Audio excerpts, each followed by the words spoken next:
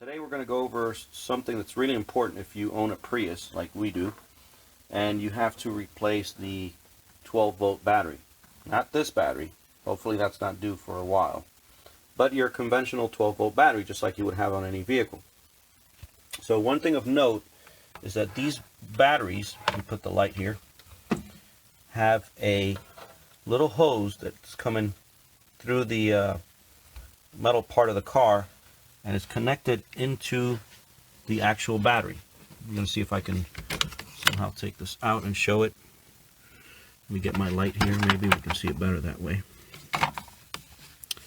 So it's this right here. This right here. So it's a little hose that's connected into the battery. Now the battery has a hole on it to enable this connection here.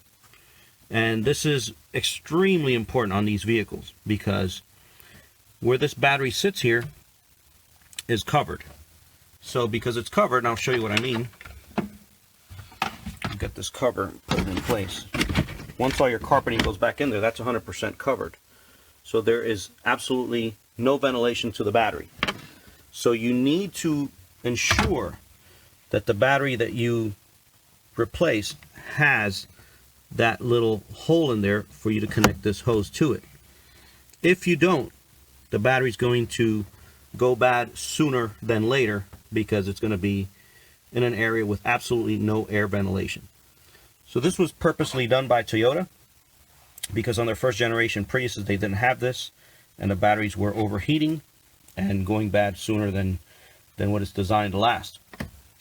So you need to make sure that the battery that you replace has that hole on it for you to connect that little hose that provides air to the battery. If you don't, again, you're asking for it, but